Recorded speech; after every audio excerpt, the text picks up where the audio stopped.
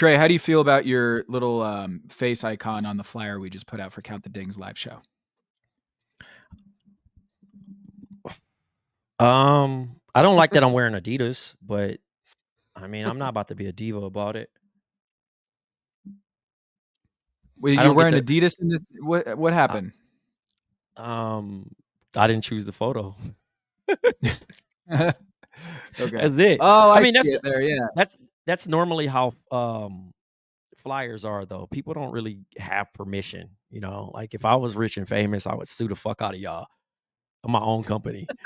You know what I mean? But yeah, I don't care. You are wearing the McDonald's All-American hat, though. Yeah, but that has zero to do with me. I mean, Tom has a cocktail, so he's projecting that's promoting another brand.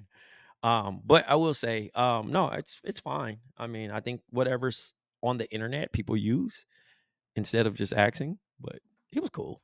I didn't have a problem with it. It's a good picture of me. Yeah, it is a good picture of you. And you got so thank you. So thank you. This is not complaining. Thank you for using a good picture of me. I felt like we needed an upgrade on the flyer because I think we need everyone's beautiful faces to be seen. Mm-hmm. I mean, that's kind of what we're going for, is like, this is going to be a reunion, a party. Look at all the people that are coming. And now the guest list is out. So live from Racket in New York City, July 20th. It's a Saturday, less than a month away. Tickets are still available, but they're going fast. And we just released the guest list. So it's not just going to be us, the Count the Dings in, nucleus family, right? We got Jade coming out, which is going to be fantastic. I haven't seen him in a long time. It's gonna be great to hang with the GOAT producer. We got Trey, Waz, Zach, Amin, Mace. You're not on here. Why aren't you on here? I'll be there soon. I'm being added. Okay, good. And make sure you're at the bottom so it's misrepresenting your height. Definitely. Okay. Am I missing anybody that the crew? Because we're gonna invite more people, but right now the guest list is strong. Yeah, it's good. Good New York group. Good New York group.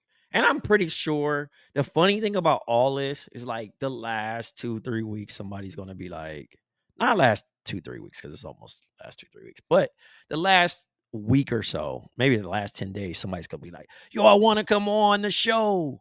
I could do it. And I'm gonna be like, bro, no. Yeah, we needed commitments early. We needed commitments early. You get two choices. Day ones. Yeah. No walk-ons.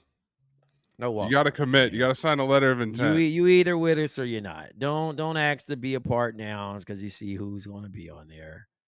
But I will say, it's going to be fun. I get to see my friends. You guys get to come to New York. Even though, Tom, I thought you would be here for draft week, but that's a different story. I'm going to your old stomping grounds for the draft. Okay. I'm going to LA. Shouts to your hat right now that you're wearing. Why are you going there for the draft? That's where the draft is, right? Nah, it's in Brooklyn, isn't it? What? No! Yahoo booked me a flight and everything, and I'm going to LA. They're doing a live show in LA, Yahoo Sports. I mean, I understand that Yahoo Sports is in LA, but yeah. So everybody, like when I say everybody's getting in today, I triple book myself. That's how bad that shit is this week. I got Knuckleheads podcast tomorrow. I got Meta Party. I got Excel Sports. I got Klutch Sports. I got every agency party this particular week. And the draft is 2 days. It's gonna be at Barclays. Mm-hmm. Yeah. Yahoo, what the fuck y'all doing, Yahoo? Yeah, we're out in LA. It's me, my guy Lamar Hurd, who does the play-by-play for the color commentary for the Blazers. He's going to be on the live draft show. Award-winning Lamar Hurd. Yes, right. That's right. Best commentator Pacific Northwest, alongside Kevin Calabro. I've got my Emmy trophy back here. Can you guys see it? Right there? Yeah, look at that. Look at that. Big Emmy boys. Yeah. I think he's got multiple Emmys, Lamar. Yeah. But that's what I'm saying. Like, bro, no knock to anybody else, but Lamar should have been on that Team USA broadcast. Just being honest. 100%. Just being honest, man. Shout out to the guy. Very good. Very good. I would have enjoyed it. But I'm not hating, man. Everybody, things happen for reasons. I don't play the politics game. I understand. So shout out to everybody involved. Yeah. I mean, he and Kevin, I could not have asked for a better group to be a part of. So very excited for that.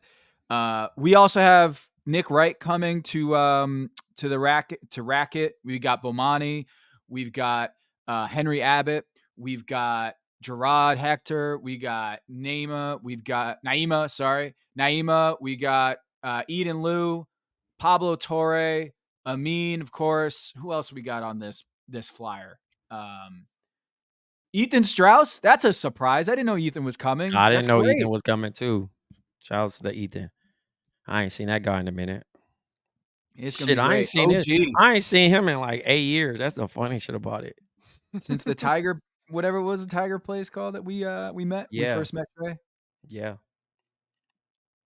Dang. Tiger place? Yeah, we went to some place. I don't even remember, bro. It was a restaurant. Yeah, it's called like Tiger something in Oakland. Not talking about Shandong? No. We did Shandong. Ethan wasn't there? What was it? It was Tiger something or something Tiger, and it was like a club / really good restaurant that had wings. And it was good. But Big Waz, Zach, Jade, Amin, Trey, me, Strauss, Naima, Bomani, Nick, Henry, Pablo, Gerard, Eden Liu, and more to come on the guest list. So go to countthedings.com to go get your tickets. Plural, like go bring somebody, bring the whole village, bring the whole town. We'll let you in.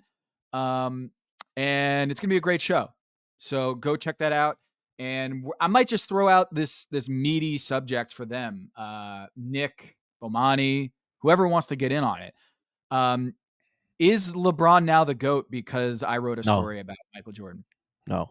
I love you, but I was not happy on Bomb. We talked about it. Spoiler alert. So you don't think one award dictates the entire conversation? What? No. Trey. No. And that's what I said. People should love me for that, right? That I'm just not crashing out for, like, I love you. You're my birthday twin. You know what I mean? Capricorn boys, bald boys, all that other shit. But no, Tom, no. But wouldn't you think it would be fireworks if we just kind of threw that out on a platter for Nick to just have a soliloquy about? That'd be great theater. No. I think gassed him up. I think it's going to be great for him. Yes. I'm going to go get a drink when that happens. Yeah. But maybe more than one. But maybe more than one. Oh, you're going back. One. You know what I'm saying? But at the end of the day, I get it. Like I said, elite journalism, respect it. Hey, I'm fighting it. I've been fighting it. I had to. Listen. Shouts to Amin is the friend that will fight your battles behind closed doors when you're not there. He had guns blazing for you. Tom. You know how like you play Call of Duty and you got shot and you waiting on somebody to respond and get you to get back and like re-health you, and he's still holding off the whole. It's y'all 2 versus 100. That was Amin yesterday on Bomb. He had the Uzi spraying, and I was just shooting at him like, I'm gonna get you. You know what I mean? I was not there for any Jordan toleration, like no slander. It wasn't even slander, but it was just more so his analogy sucked. I'll say that much. It sucked. Oh man, the grammar police is out too. Okay, let's go. Let's hear it. What happened? Yeah, well, it was just like he compared it to like title contentions, right?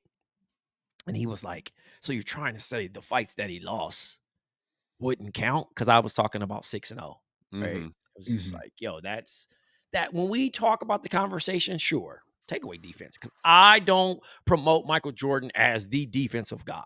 Cool, he had that year, okay. So I wasn't like, it doesn't shift my thought process in it. He was like, bullshit. Well, you know what I mean? He's going. I couldn't stop him. But he was like, you can't do that. Michael Jordan played 14, 15 seasons, and he went 6-4, And I was like, oh. Yeah.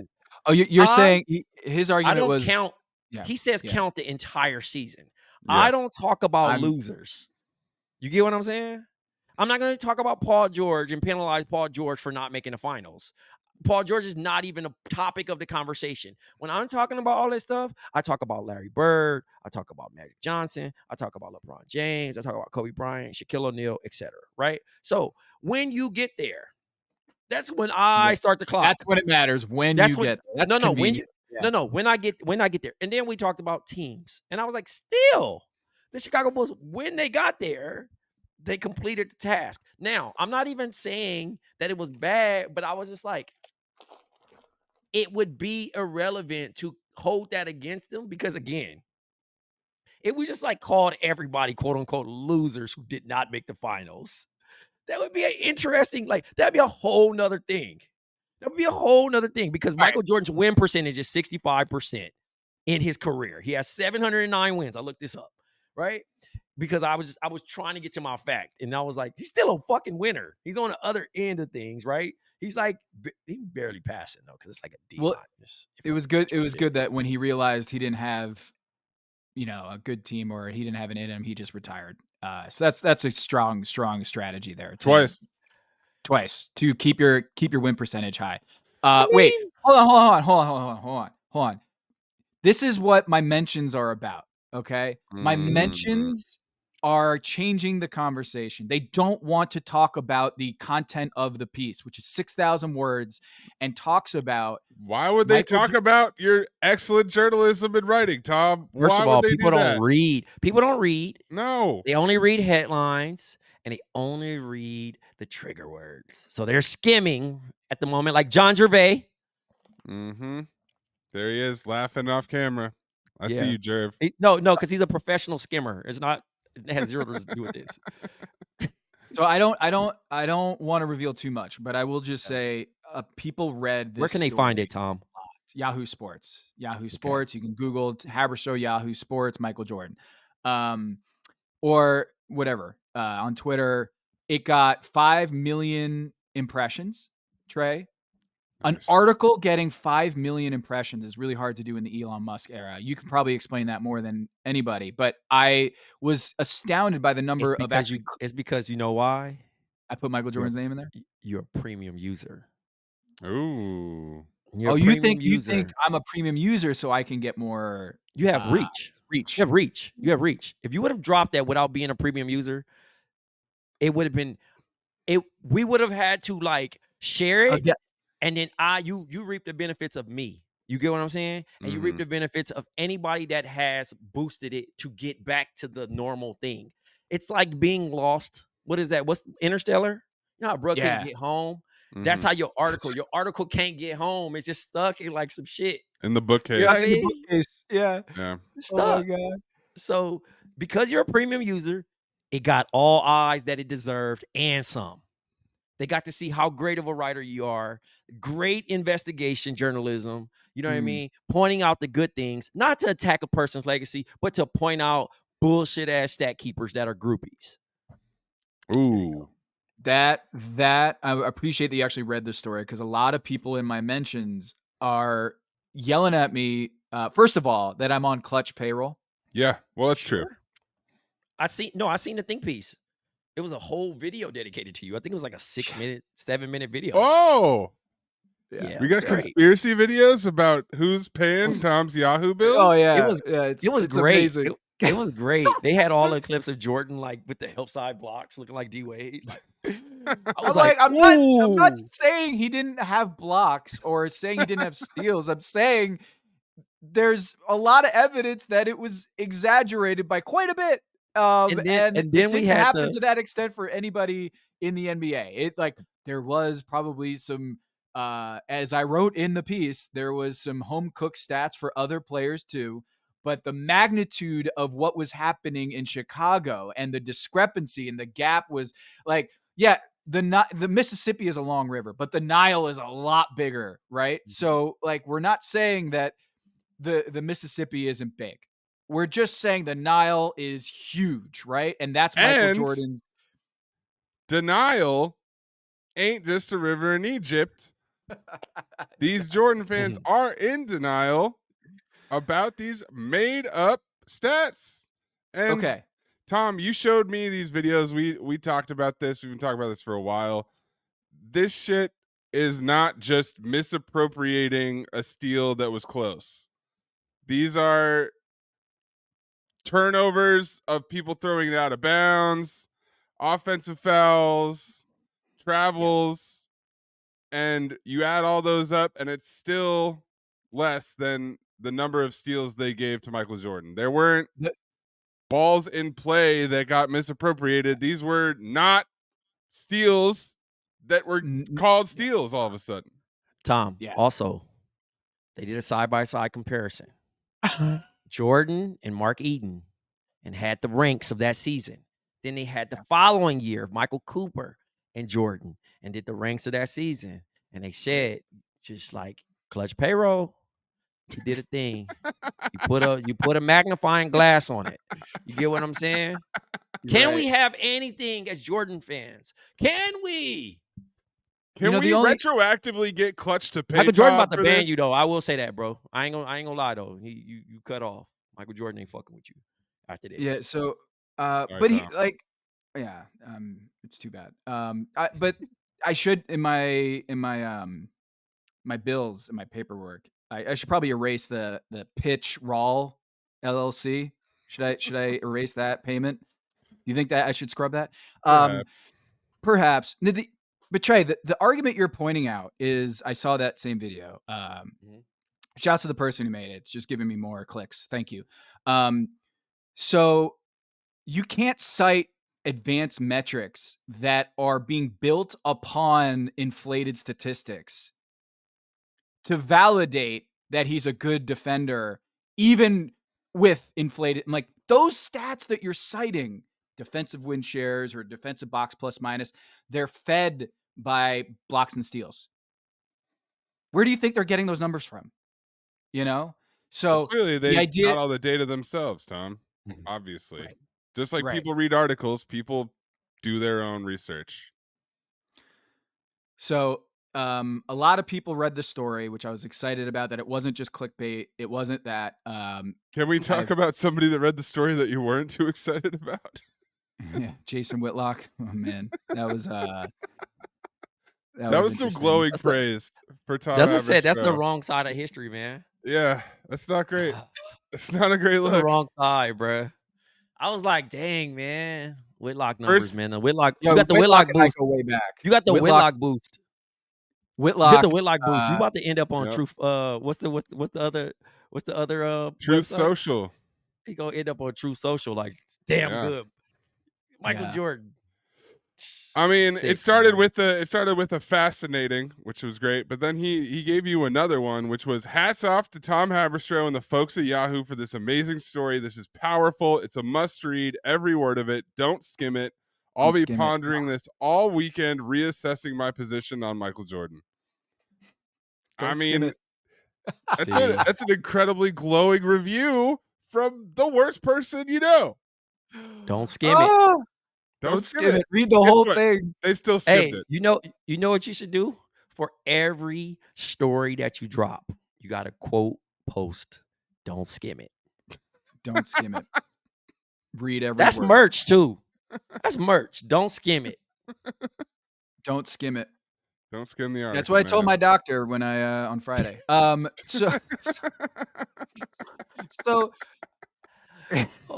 God, bro. I'm learning new terminology too. The kids these days, I am learning new terminology about what I am now. I'm a Bron-sexual. Okay. Yes, you are.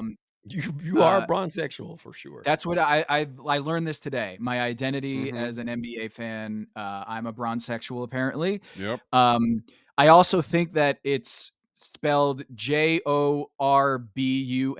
It's not Jordan. Jordam. The correct spelling, apparently, for those who read my story, is that it's not Michael Jordan, it's Michael Jorbum. Because he's a bum. Because he's a brum. And I'm learning that I didn't realize this, but there are different derivations. You know, there's a lot of like Williams out there, Mick Williams, or Williams in the NBA, right? I'm making that up.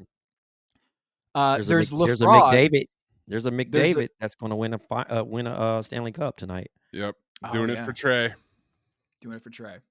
McJesus. Did you know that there's LaFraud and also Jorfraud? I didn't realize this. I didn't know about Jorfraud, but these are getting lazy, man. Jorbum. That's why my job is safe, bro. As a copywriter, it's true. People fucking suck and lazy. No creativity. Let's put bum and fraud on there. That sound good. It's easy. Bum. What about Jorbum? And I'm like, oh god, this is just miserable. And I don't know, man. It's been, you know, that movie Twisters. That's what I feel like I'm in right now. Is my mentions are just Twisters, and it's been entertaining to say the least. To just, I mean, do you feel like that was at all your intent to diminish Jordan's legacy, or were you just intrigued by the story of the stat keeping and that? Because that's the angle you got into it from, because of the Alex Rucker thing, right?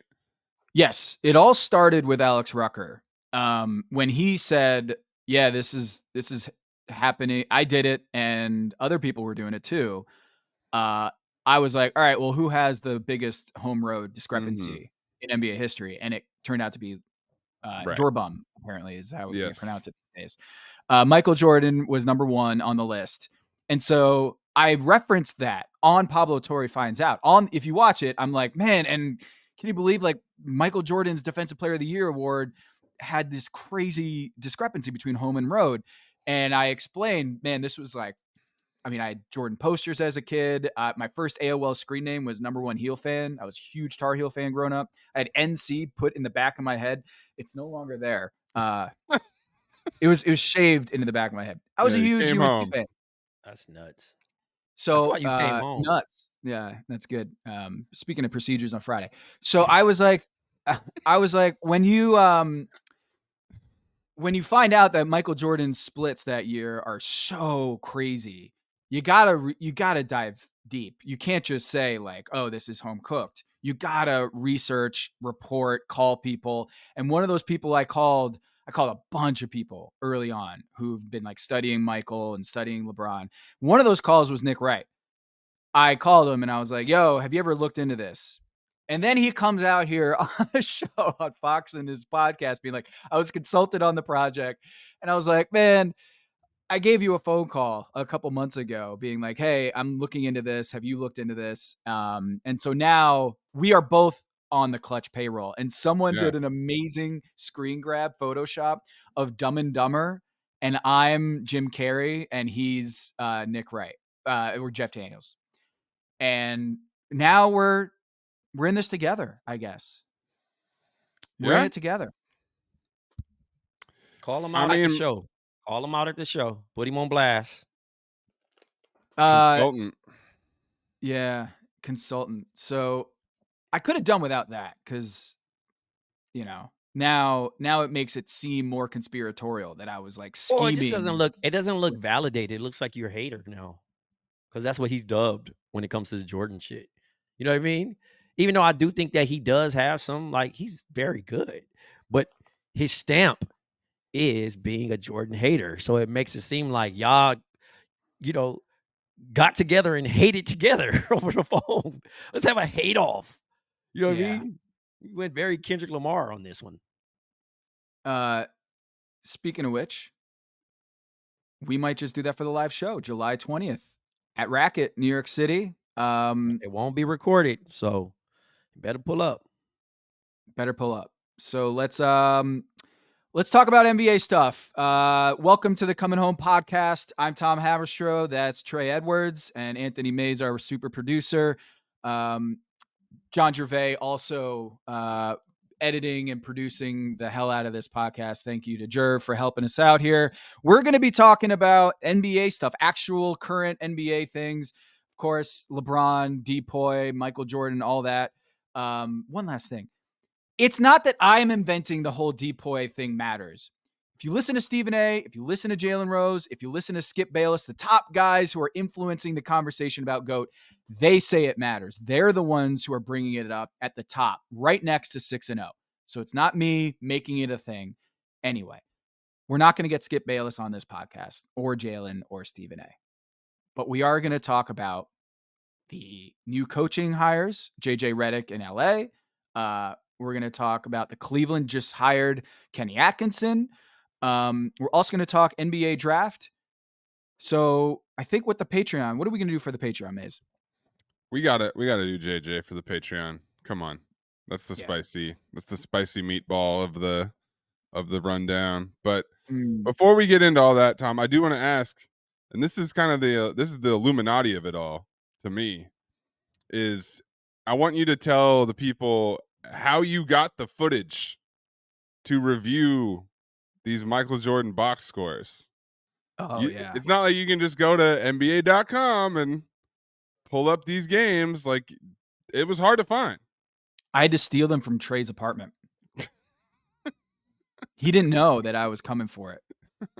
Did you not know that I had them secretly stashed?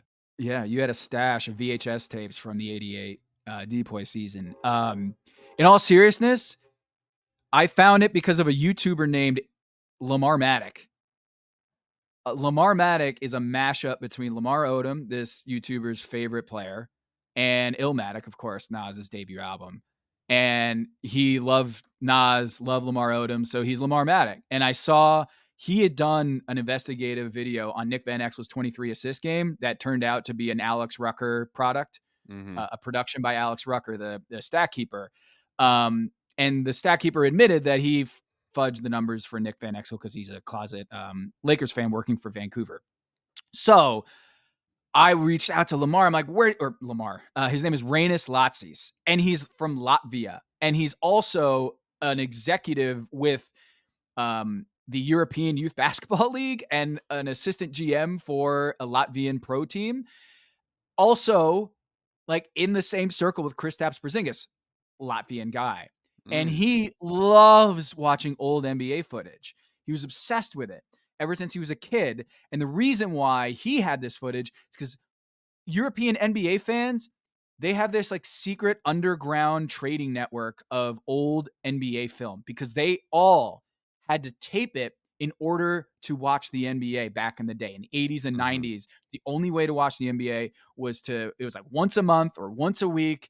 They had to tape it. And then that was the thing that they could only watch for like weeks on end, the only NBA footage.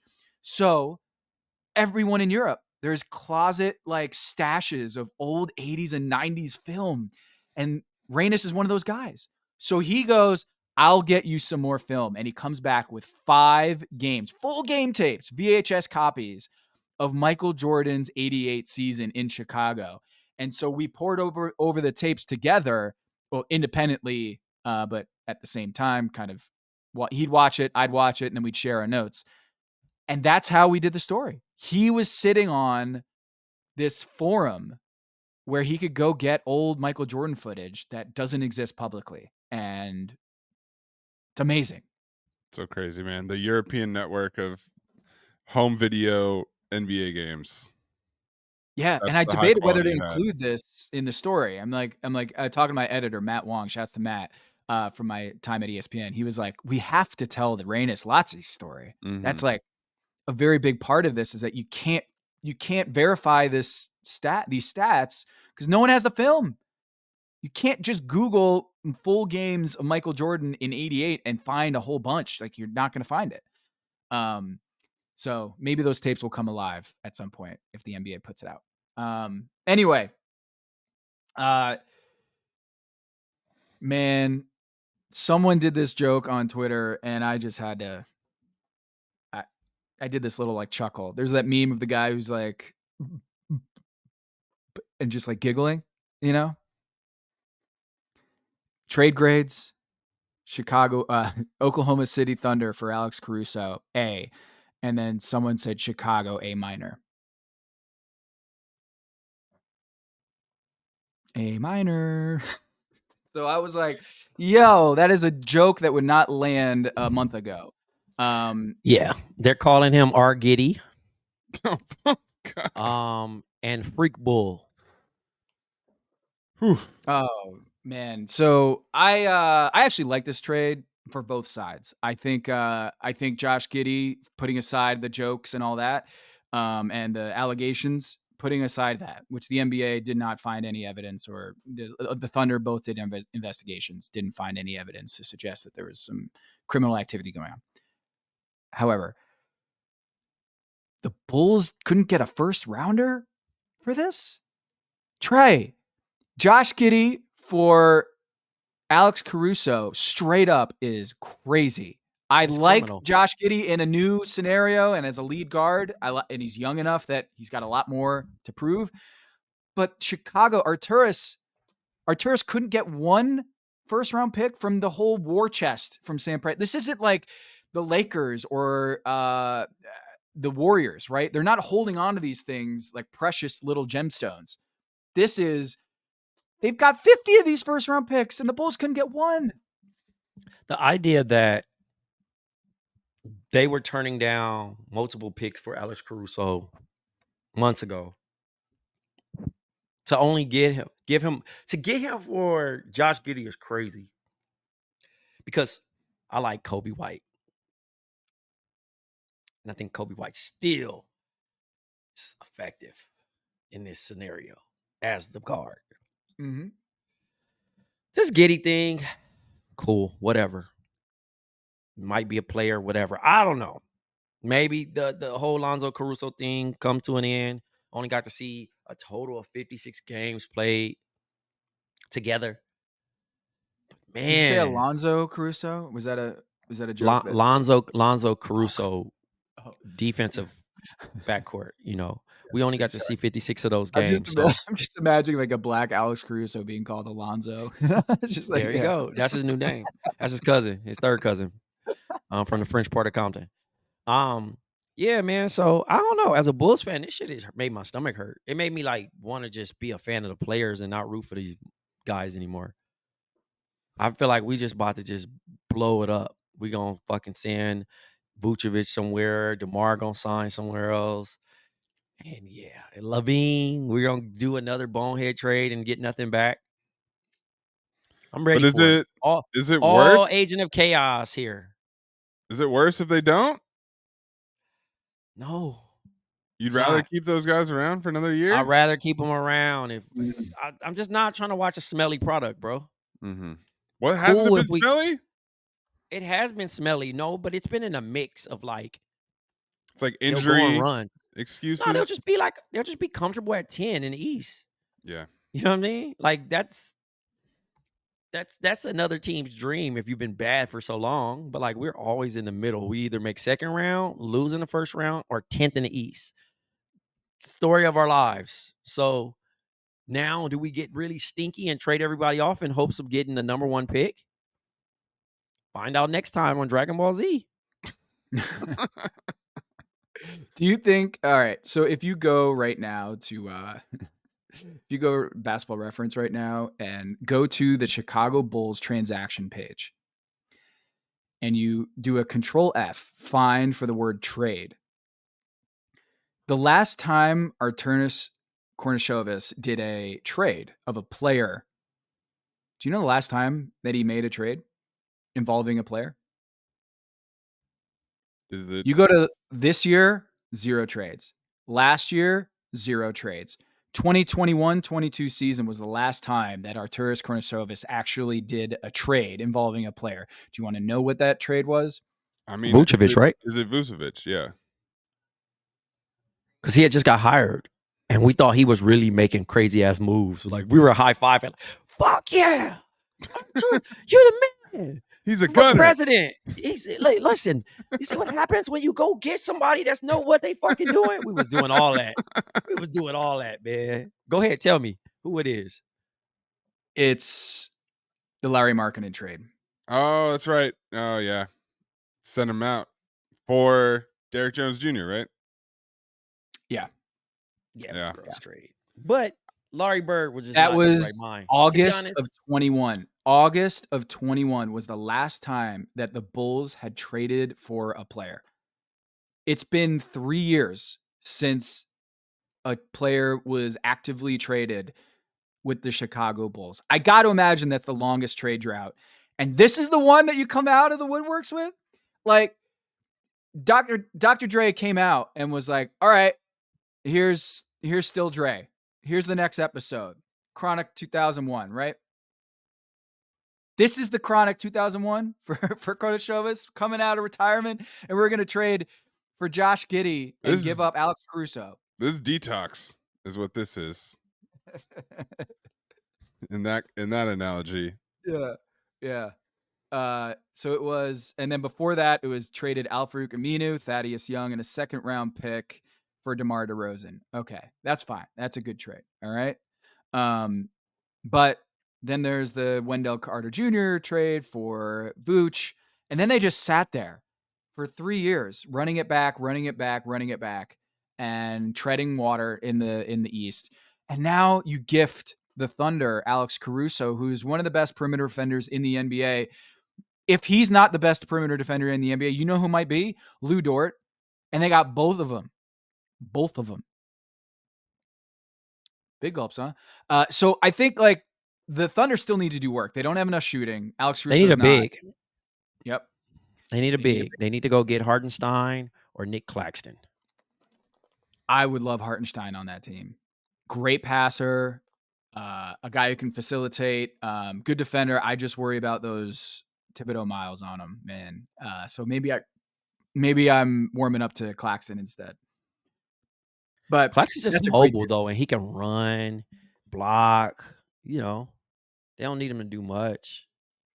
I mean, they need a girthier guy. They need a guy with some heft to it. Girthier. It's two Americas, man. Two Americas. Girthier. More stout. That's what they need. A stout man in the lane. But yeah, I like Hartenstein for them. Thicker. Many C's on that. Thicker. But Tom, this had to be Presti calling Chicago, right? Chicago did not initiate this. Yeah. I wonder if Arturas just called and was like, just checking in on Giddey because he's not really in your rotation anymore after the whole playoff flame out. What are you thinking? Swap Alex Caruso? And I'm sure Sam Price was waiting for that's it? Yep, call it in. Done. Call it in. Because there's no way this happens otherwise. Like, if Presti calls the Bulls, I'm guessing he's like, yo, I'll throw in a couple picks, but I really want Caruso. I know you guys have a pretty high price tag on Caruso, so we'll do Giddey. And because Sam Presti didn't have the leverage in this conversation. Like, Giddey's up for an extension, and he just got played out of the rotation in the playoffs. I mean, doesn't he have the leverage if he initiates the call? I don't see it. I don't see why the Bulls, if they're shopping Caruso, they land on this and this is the best deal. I think people are upset because they didn't shop him around, and other people would have wanted Caruso. And this, I think it seems like stealthy Presti just got in there first and made the deal happen before a competitive offer. Do you think Giddey has more? Do you think Giddey has more trade value than Kuminga? I mean, fresh off this playoff exit, probably not. But overall, like a year ago, yeah. Yeah. I think there's a bunch of teams that are pissed right now. Yeah. That's the price for Caruso. We can match that. And that's what makes me think this was a Presti special, He loves to piss other GMs off by being more efficient. Amazing. And he's so good at those press releases too. He wrote like a 3-page love letter to Giddey that basically said Giddey had a trade demand. He was benched, he was pissed off and wanted out. And it was such an amazing prose that it was just like, oh, he just said that Giddey had a trade demand and wanted out. And it just seems so sweet. Like, the letter was amazing. Masterclass. I don't know, man. What do you want for DeMar, Trey? Where do you want DeMar to go now? on stage again? Man, I don't want him to be a Trey, Laker. I got to hear your take on that performance and how cool it was to see DeMar and Russ and the whole crew. I don't know if I thought that was cool, but I thought that didn't move the needle for you. Nah, I mean, cool. You know what I mean? Like, I know those guys are from home, like they're from the crib. So, like, sure, but leave that to the artists. You know what I mean? Like, I didn't see it as okay. Oh yeah, like get up there and show them. You know what I mean? Like, yeah, it was like, all right, that's cool. Who else are they gonna bring up there? That's how I looked at it. It wasn't, but I thought it was a cool moment. Like, LeBron. LeBron tried. Nah, his wife sure. didn't let him. His Nope. wife didn't want him. His wife did not. He has a brand to protect. There was a lot of, I know Jeff Bezos is a Crip and all, but these things, man, these things you got to protect your brand sometimes, So realistically, y'all look at it in that perspective. Do you want him to, as the Coming Home podcast, do you want him to come home tomorrow? I don't, because he has to deal with all the social pressures of people asking for tickets and, hey, play a better game. And, I think he's mentally strong for it, but he does battle with some mental stuff too. So there's the responsibility of having to feel like you have to take care of people and look after, you know what I mean? Like, I think he's of age now to like say no and just tune it out. But he's been very open about that stuff. And I don't think people are going to understand, especially Laker fans. He has one bad game and they're like, move out of the fucking city. You know what I'm saying? Like, we're like New Yorkers when it comes to the Lakers. You know what I mean? Like, we're not too kind to our own. You see how he did Russell Westbrook, where his kids couldn't even go to school. They were like, Westbrook, and your dad sucks. And you know what I mean? Like, it's like, all right, bro, it's just a game, but it's not just a game to these fucking crazy ass fans. So I don't know. I don't love that. But I also don't have a spot for him to be. You know what I mean? Like, I'll support him wherever he goes. Like, Chicago was very random to me. So I was like, all right.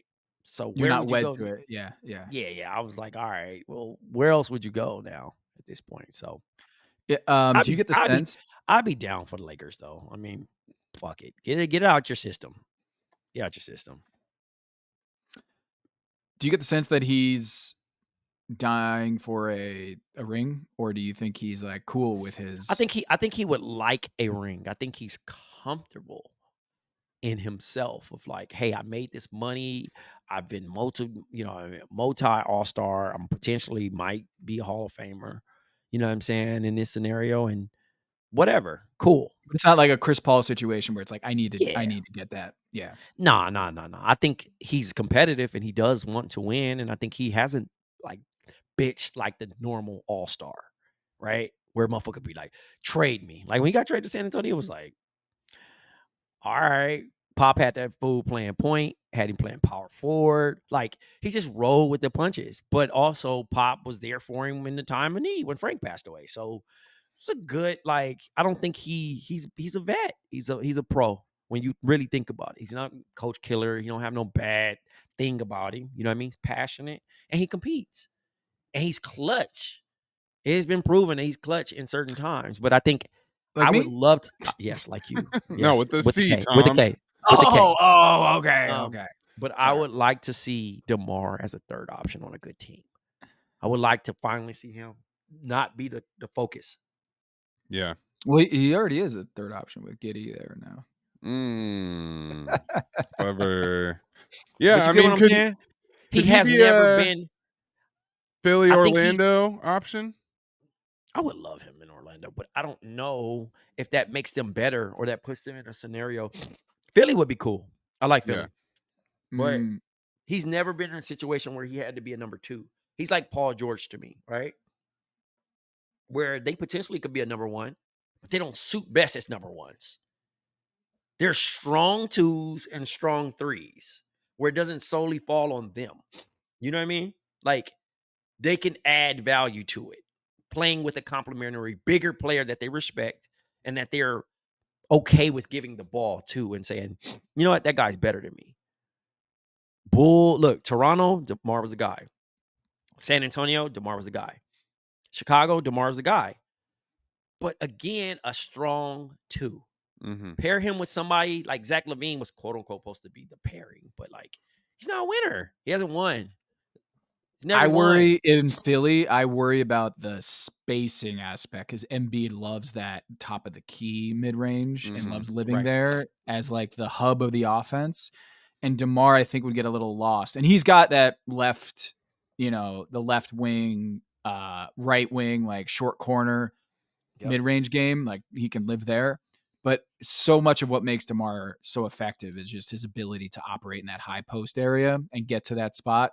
And if Joel is living there, I just don't know. But like Orlando, I love him in Orlando. I like that fit. Veteran guy, can create offense whenever you need it. So I like him there. I do like him in Orlando. That's a good spot, Maze. Speaking of Orlando, that has Paolo Banchero, former number 1 overall pick on the team, leading the way for them. Their Southeast Division neighbors, the Atlanta Hawks, have the number 1 overall pick, and no one seems to know what they're going to do with it. Is this because they don't know what they're going to do with it, Trey? Or do you think they're kind of third eye open? They're trying to shop this pick and get some sort of return on it and trade down or trade out of the draft entirely? I think they're in trade down. Just because I think it's a weird spot. I seen like a fucking mock draft of Reed Sheppard going 1. I think it was Pelton. Shouts to Pelton, but that was wild. I love Reed Sheppard, dude. I would take him number 1 in a vacuum, but in that situation with Atlanta, you're gonna get your ass fired, man. I like Reed. Reed is good. And that's the thing. I didn't want people to like make it seem like I was dissing Reed. You know what I mean? It was more so like that's a tough spot to be put in. When you think about like undersized 2 guard, high motor, room for improvement to get better, definitely an NBA player, and has an upside because he's young, right? And can surprise you. He can go off. You know what I mean? He's gonna be like one of those shocks of like Austin Reeves type shit. Not because I'm comparing. No, he's the best shooter since Steph. He's the best shooter since Steph. So at the end of the day, cool. But this is not a herder thing with Trae Young. You know what I mean? Like that's not the move you make. You know, and I see talks of the Hawks taking Sarr and holding him hostage, even though he doesn't want to work out with the Hawks. You know what I mean? Yeah. And to push Washington to trade up, which does Washington trade for Kyle Kuzma in the pick? You know what I mean? And throw in some pieces that way, or go about it, however it is. But it gets interesting. But I like Reed Sheppard. I like Reed Sheppard as a top 3, top 4 guy. I like him in San Antonio. If he goes to San Antonio, you know what I'm saying? God. Like that's what I'm saying. If San Antonio could steal him, I just think that he's there. But one is just a lot of unnecessary pressure for him and the team and whoever took him. Because all right, so who do you think has the aura about them to withstand being the number 1 pick in a down year, going to the Atlanta Hawks or whomever? If the Wizards trade up, who do you think is the most number 1 ready guy? I think it's Klingon. It would be Sarr to me. I like Klingon. Alexander Sarr would be on paper most looking number 1, the like cosmetic number 1. I get a lot of James Wiseman vibes watching Alex Sarr. And that's fair. That's fair. It's not, the guy's just tall, handles, he's showing off all his little studio tricks. He's Michael Olecandying the workout and things of that nature. But yeah, I don't, I'm looking at it from that perspective. But like all that I'm a guard thing works in that league, but I don't think it's going to work. No, I think he's a true back to the basket guy that's going to try to like shoot a couple joints and go about it that way. But can we go through the guys that I really like? So right now, our guy Reed Sheppard is at 3 to Houston. I don't love that spot for him because they got VanVleet and they got Jalen Green. Unless they're going to move Jalen Green and just hit the reset. Stephen Castle. Have you got a chance to watch Stephen Castle? Of course, yeah. Okay. Big guard. Does a lot of things really well. The shot is a question whether he's an efficient 3-point shooter. If he does become an efficient 3-point shooter, that is a great pick. Yep. If Atlanta didn't have number 1, I would take Castle number 1. I like Castle at number 1.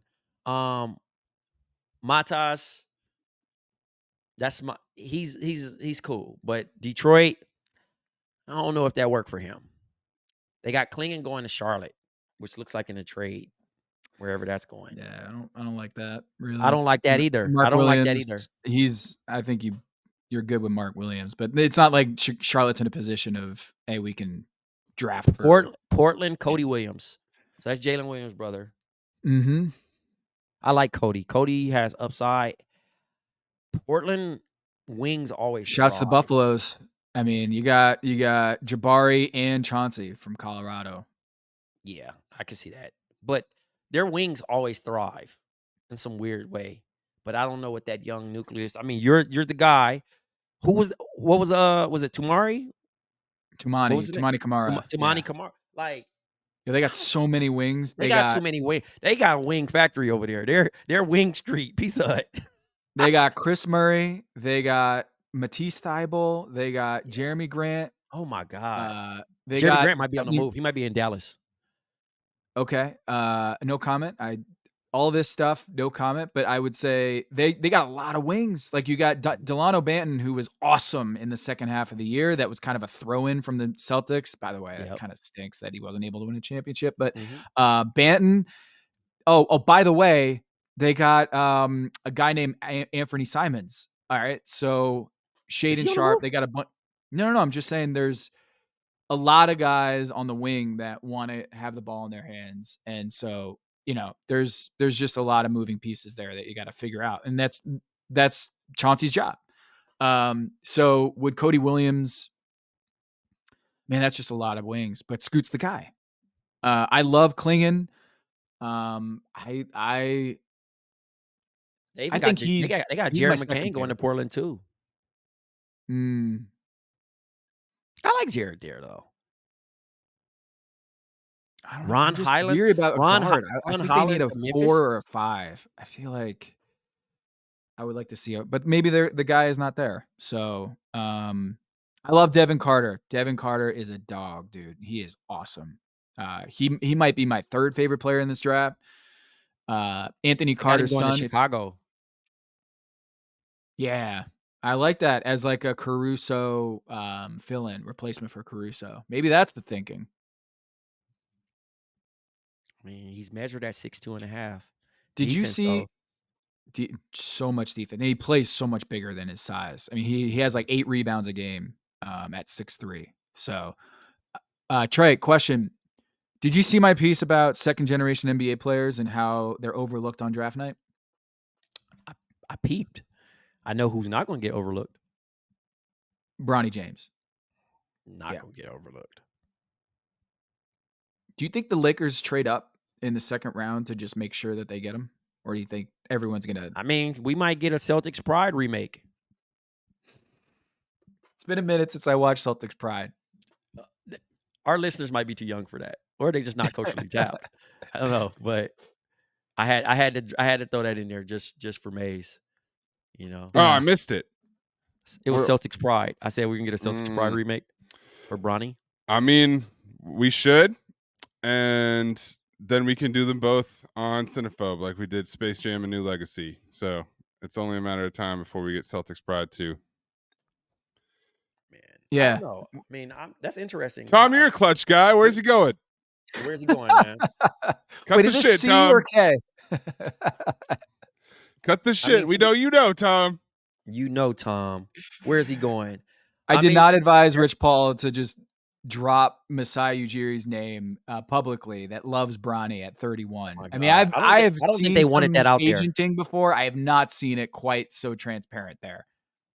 That's impressive. Nico's like an uncle. I don't think they wanted that out there, man. I don't think they wanted that out there at all. Man. Now it puts unnecessary pressure. I think now Bron doesn't want to play. Now he has no desire to play with. All right. Fine. Last thing before we move on. Where does Bronny go? I think he ends up in the Lakers. To the Lakers. 55. Even if he doesn't get his name called, I think he's going to sign a deal there. I think he's going to. The Lakers are going to trade up, and they're going to get him at like 33, something like that. Early second round. That's my prediction. We'll see what happens. And you can see what happens on Wednesday, the Yahoo Sports live draft show, which I will be a part of out of LA. And Los then Angeles. I am while in eating Los In-N-Out. In-N-Out.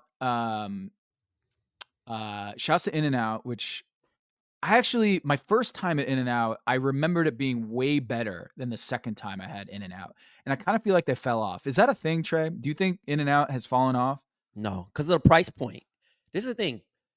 Most of the time, sometimes we let affordability blind our quality, right? There's a little mix in it because, yeah, sure. I'm not paying $20 for a gourmet burger at Five Guys, right? Or Habit or whatever these competitive brands are. We like In-N-Out because you can get a bang for your buck and it's quote unquote fresh. And they pay the workers. There's so many benefits that goes into these purchases, right? Now, sure, the fries could be a little bit more seasoned, but you know why? They cook it in sunflower oil. They care about your damn health. You know what I mean? There's a lot of things that's going on. I mean, fast food is fast food. Yep. Fast food is fast food at the end of the day. But I will say, I'd never understood the comparison of Whataburger. Whataburger sells more than burgers. They sell everything, and that eliminates the debate. So, yeah. I mean, it's weird that you got inconsistency because I would say the one thing that In-N-Out does really well is consistency from location to location, from time of day, whatever. They even have the same layout at every single In-N-Out. So you walk in and it even feels like you're in the same place. So that is surprising to me, Tom. Probably give it another spin when you're out here. Okay. And that is our recommendation as West Coast bias. Get chopped chilies too. Don't forget to chop chilies. Get your fries well done. That's my move. It's a thing. Get them a little crispier. I like that. And I also get it that if you got to do all that, why order it? Because I'm one of them type of people too. Like, you know what I mean? Like, it should be done the way I want, right? Yeah. Yeah. That's a big complaint, but also it's like, would you order your steak rare if you wanted it rare and they made it well done for you? Like, if they made it well done for you when you show up to get your steak, you can ask them to change it. Like you don't just have to do whatever the restaurant says. So I like that adaptability, but we got to get in and out of the end of this episode and head over to the double that is the Patreon section, where we are going to talk about 2 J's in LA. Double J's right now. I appreciate Ethan Strauss's reporting on this. I'll say JJ and the whole Dan Hurley thing. If you didn't know about the Miracle at St. Anthony's, the book that Adrian Wojnarowski wrote about Bob Hurley and the institution that is St. Anthony's in Jersey City, all this might be very confusing, but the Hurleys are one of the biggest NBA families, and Adrian wrote the book, right? And so the whole Bob Hurley dalliance with the Lakers starts to become a little bit more understandable once you connect those dots. Not to go basketball Illuminati on you, but yeah, there's some dots to be connected there. I think the Lakers were on JJ like from the get-go. I think that was, I don't want to say that Mind the Game was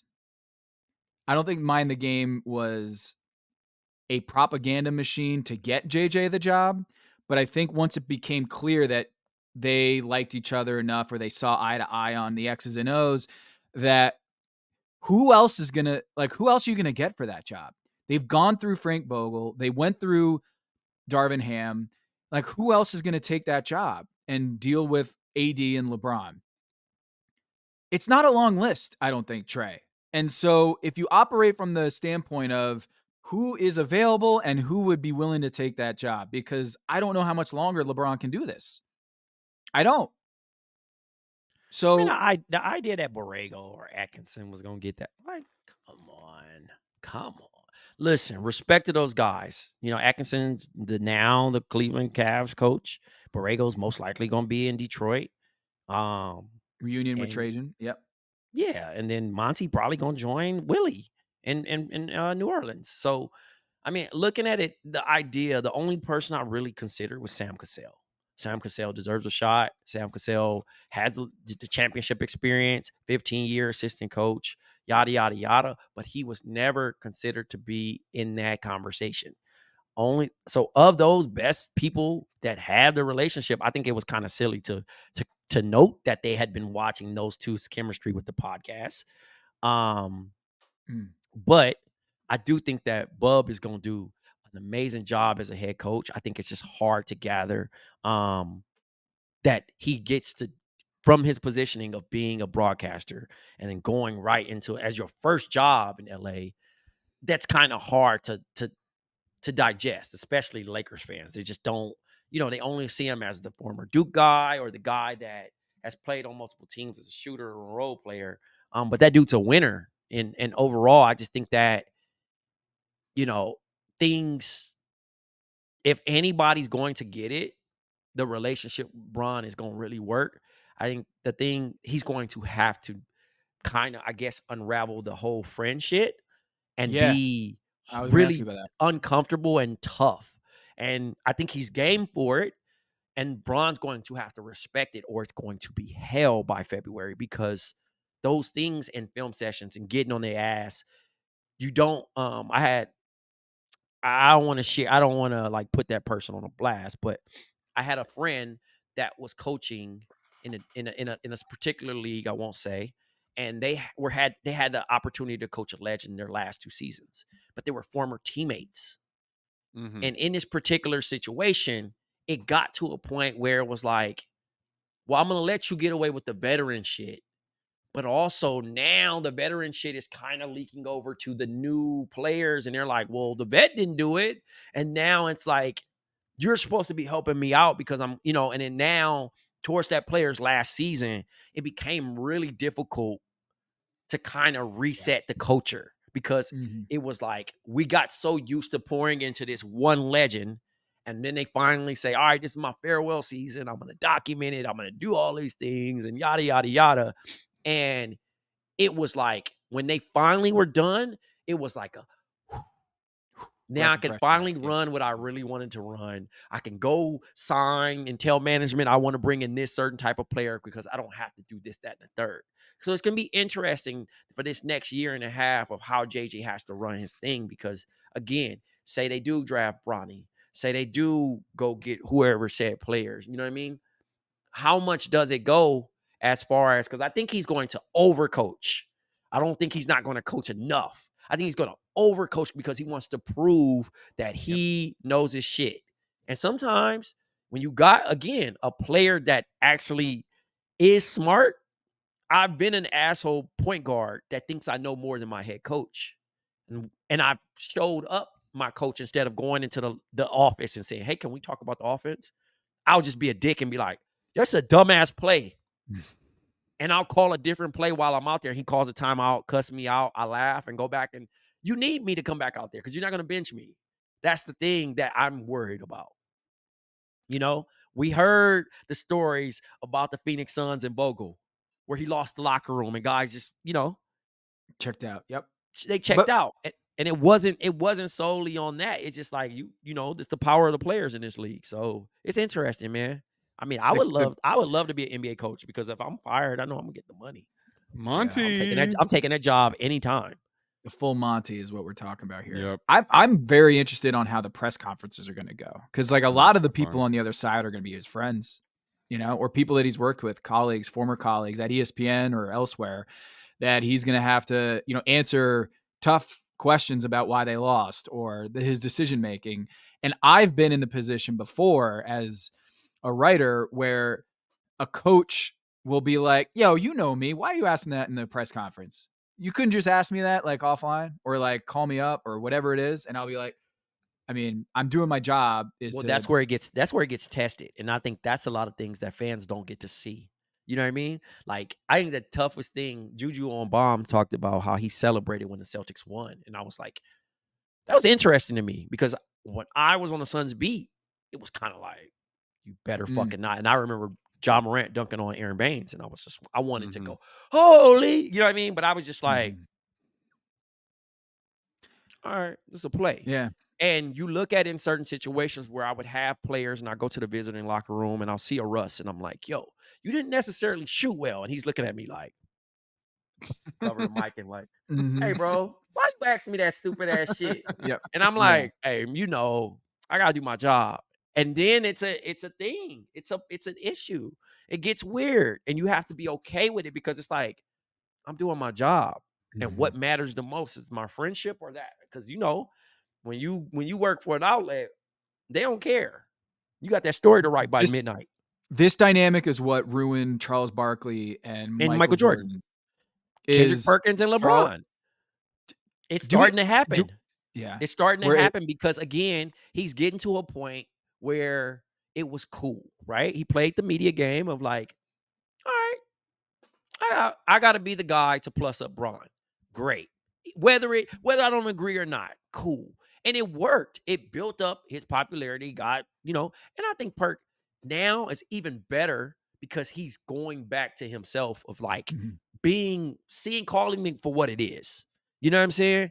And not letting a lot of shit ride. But then now it's the unfollowing. It's the like you're cut out of the sources. You know what I mean? Like, and it can get a very alone road when you play that part of playing the truth of the media. Like, there is no friends. I had a homie that was on the Nets beat with me, and he said, yo, I want to hang out with you because I was out with the players. And I was like, you're kind of a cop.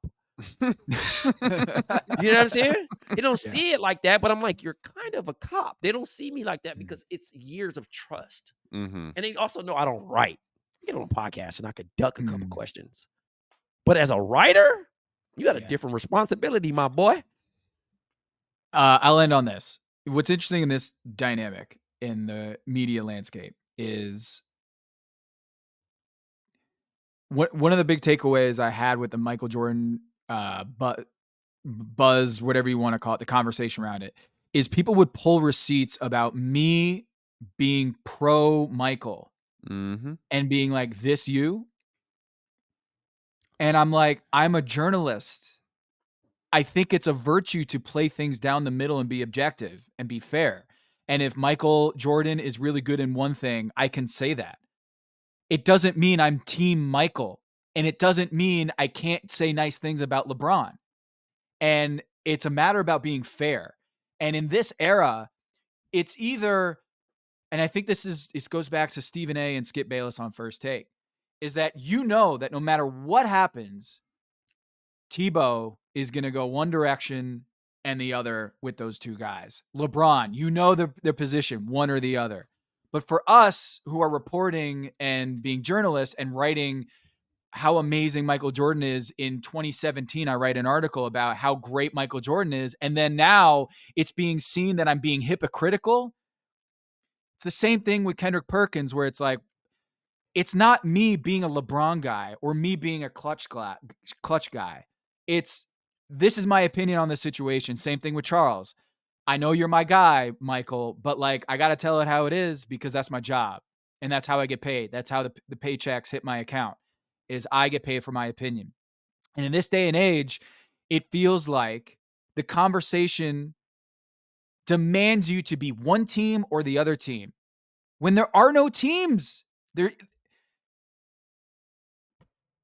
Me writing about a potential statistical scandal in 1988 does not mean I don't fucking love Michael Jordan as a player. It doesn't mean that. It doesn't negate that. But now that I'm on Klutch payroll, and I'll leave it on that. I got to roll.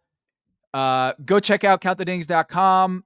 Go get your tickets. And appreciate you guys. And Trey, I'll see you soon, man. See you soon, man. Happy birthday, JJ Redick. Congrats on the new gig, brother. And buy those tickets so we can, so you can see Nick Wright and y'all could debate him in public. And Bomani Jones and all those people.